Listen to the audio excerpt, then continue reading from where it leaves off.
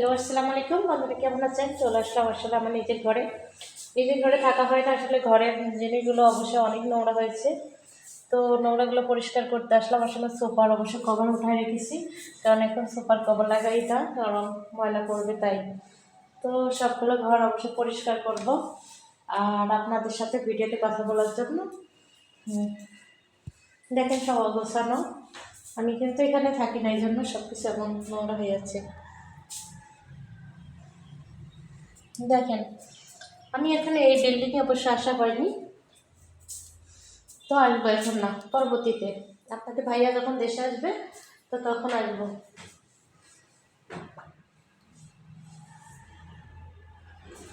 সব নোংরা হয়ে গেছে, অবশ্যই একটু একটু করে আমি প্রত্যেকদিন এসে অবশ্যই পরিষ্কার করি। দেখেন বেসিনগুলো অনেক ময়লা হয়েছিল, আমি কিন্তু বেসিনগুলো অবশ্যই পরিষ্কার করেছি। বেসিন ভীষণ এখানে অবশ্যই অনেক নোংরা হয়েছিল বেসিন। তারপরে আমার এই যে মিরর, আয়নাটা আর কি, ওইখানে অপরিষ্কার ছিল, সবগুলো পরিষ্কার করেছি। এবং আমার কিচেনের ভিতরেও কিন্তু একই অবস্থা। দেখেন এইসব টাইলসের উপরে সব ধুলাবালি পড়ে একটা ময়লা হয়ে গেছিলো, তো সবগুলা হাঁড়ি পাতিল ঠিক যেমনটা তেমনটা আছে। আমি রান্না করি নাই, তো তো দেখেন রান্না এখনো শুরু করি নাই। আপনারা আগে বলেন আপু আপনি রান্না করতে পারেন, আসলে আমি এখনো রান্না শুরু করিনি, তো করবো আর কি। সে এখনো ওইভাবে সংসার আমার হয়ে ওঠেনি। মা আমি আসলে দেখেন আমার বলতে দাওয়াতি সবই রয়েছে, কিছুই আসলে করা হয়নি। এখানে একটা গরম পানি বের হবে এটা দিয়ে, আর এটা ঠান্ডা পানির জন্য, এটা বেশি। আর অবশ্যই এখানে সোরা রেখে দিচ্ছি, কারণ আমার বাসায় কেউ থাকে না, সোরা যাতে জিন বসবাস না করে, এই জন্য এখানে সোরা রেখেছি।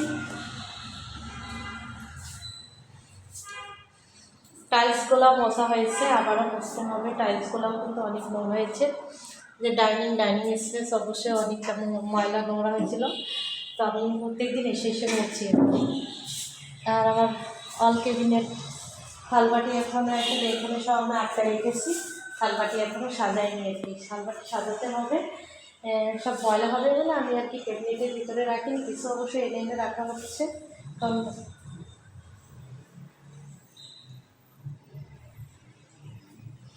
আমার অল ক্যাবিনেটটা অনেক বড়, আর আমার খুব চয়েসফুল একটা অল ক্যাবিনেট, আমি নিজে চয়েস করে অল ক্যাবিনেটটা তৈরি করছি।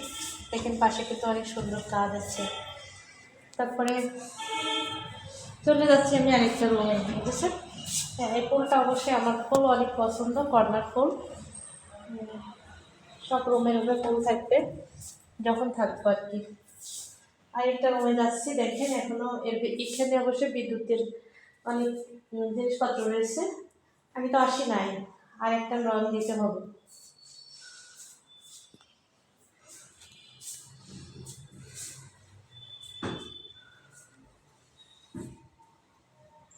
কেমন হলো আমার বাসাটা বলবেন কিন্তু। পর্দার কাপড় লাগাতে হবে, তারপরে অনেক কিছু করতে হবে, এখানে অনেক কাজ বাকি আছে। তো আসলে সব প্রত্যেকদিন আসি, অল্প অল্প একটু কাজ করে যাই বিল্ডিংয়ে। হ্যাঁ, এরপরে আমার কিন্তু আরেকটা ইউনিট আছে। হ্যাঁ, এটা কিন্তু ডাবল ইউনিটের বাসা। উপরে আবার 2 তলাও করা হয়েছে, আমি উপরে 2 তলায় থাকবো। চলে যাচ্ছি আমি আরেকটা রুমে, তাই একই সেম, এ পাশটা ওই পাশের মতো। হ্যাঁ, ওই পাশের মতো এই যে আরেকটা রুমে যাচ্ছি, ঠিক আছে? হ্যাঁ, এখানে অবশ্যই এখানে একটা খাট দেওয়া রয়েছে।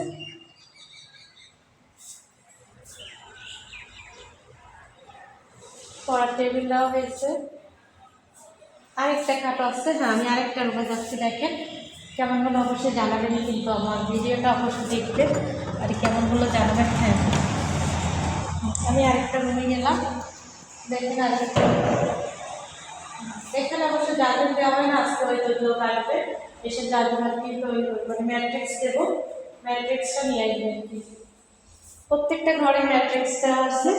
আর আপনাদের যে ফুলের বাগান আমি অবশ্যই ভিডিও করি, হ্যাঁ সবাই দেখেন এই যে ফুলগুলা দেখছেন, এই যে ফুলের বাগান। হ্যাঁ, আমার জানালার পাশে কিন্তু আর ওই যে আখ ক্ষেত, এখানে আমি কিন্তু ভিডিও করি।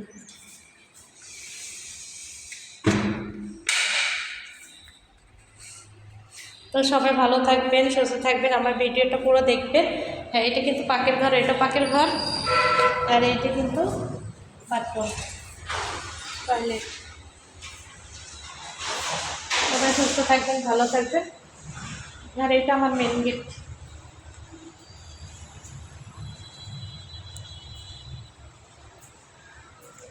সবাইকে আসসালামু আলাইকুম।